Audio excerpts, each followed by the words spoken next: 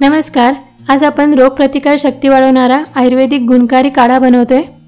आता सध्या पावसाळ्यात बदलत्या वातावरणामुळे अनेक व्हायरल इन्फेक्शन होतात। सर्दी, खोकला किंवा ताप येतो, तर त्यासाठी हा काढा अत्यंत उपयुक्त आहे। शिवाय कफ झाला असेल तर कफ बाहेर पडायला सुद्धा मदत होते। चला तर मग व्हिडिओला सुरुवात करूयात। तर सगळ्यात आधी काढा बनवण्यासाठी काय काय साहित्य लागतात ते पाहूया। आणि मी 2 कप काढा बनवणार आहे, त्यासाठी हे एवढे साहित्य घेतले आहे।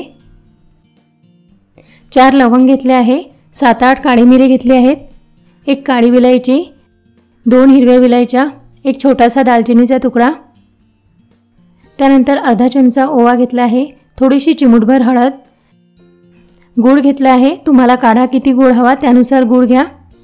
10 ते 15 तुळशीचे पानं घेतले आहेत आणि थोडंसं अद्रक घेतलं आहे। आता गॅसवर एका गंजामध्ये 4 कप पाणी घ्यायचं। 2 कप काढा बनवायचा आहे म्हणून 4 कप पाणी घेतलं आहे। जेवढा काढा बनवायचा असेल त्याच्या डबल पाणी घ्यायचं। यात आता दालचिनी टाकायची। दालचिनीमुळे आपली इम्युनिटी वाढते आणि सर्दी खोकला होत नाही। दालचिनीचे असे छोटे छोटे तुकडे करून टाकायचे। आता गॅसची फ्लेम मीडियम ठेवायची आणि पाणी उकळू द्यायचं। आणि इथे खलबत्त्यामध्ये लवंग घ्यायच्या, काळी मिरी, काळी विलायची आणि हिरवी विलायची घ्यायची, हे बारीक करून घ्यायचं। आता खलबत्त्यामध्ये बारीक केलेला कूट यात घालायचा। त्यानंतर अद्रक किसून घालायचं। अद्रक घातल्यामुळे घशातील खवखव कमी होते। अर्धा चमचा ओवा घालायचा। ओवा खाल्ल्याने सुद्धा सर्दी खोकल्यावर आराम मिळतो। थोडीशी हळद घालायची।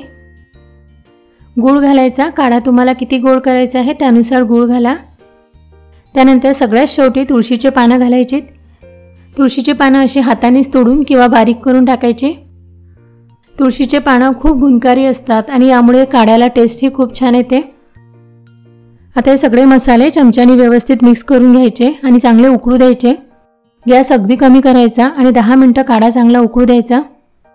तुम्हाला जर रोज काढा बनवायचा असेल तर दालचिनी, लवंग, काळी मिरी याची मिक्सरमधून पावडर करून ठेवा, म्हणजे मग पटकन काढा बनवता येते। आता 10 ते 15 मिनिटांनंतर पाहूया, आपला काढा तयार झाला आहे। कपात गाळून घेऊया। आता हा काढा कसा घ्यायचा आणि कधी घ्यायचा? जर तब्येत खराब असेल, सर्दी खोकला असेल तर हा काढा तुम्ही 2 वेळा घ्या। सकाळी उपाशीपोटी घ्या आणि रात्री जेवल्यानंतर 1 तासाने घ्या। आणि इम्युनिटी वाढवण्यासाठी, व्हायरल इन्फेक्शनपासून दूर राहण्यासाठी हा काढा घ्यायचा असेल तर दिवसातून एकदाच घ्या। आता मी तुम्हाला दुसऱ्या प्रकारचा काढा बनवून दाखवते। बऱ्याच जणांना काढ्याची टेस्ट आवडत नाही किंवा हा काढा घ्यायला आवडतच नाही, तर त्यांच्यासाठी आज आपण काढ्याचा चहा बनवूयात। तर हा जो 1 कप काढा शिल्लक राहिलेला आहे, यामध्ये अर्धा चमचा चहापत्ती घालायची आणि काढा परत 3-4 मिनिटं उकळून घ्यायचा। यात तुम्ही आणखी थोडंसं पाणी घालू शकता। आता काढ्याचा चहा तयार झाला आहे, हा सुद्धा गाळून घेऊया। यात वरून लिंबू पिळायचं, याला लेमन टी म्हणू शकता किंवा मसाला लेमन टी। जर तुम्हाला लिंबू घालायचं नसेल तर असाही हा चहा पिऊ शकता। हा काढा रोज घेतल्याने आपली रोगप्रतिकार शक्ती वाढते आणि पावसाळ्यामध्ये व्हायरल इन्फेक्शन होतात तर ते आपल्याला होणार नाही। आणि सर्दी खोकला किंवा कफ झाला असेल तर कफ बाहेर पडायला सुद्धा मदत होते। तर हा गुणकारी काढा नक्की बनवून प्या। आणि आजचा हा काढाचा व्हिडिओ तुम्हाला कसा वाटला मला कमेंट करून सांगा।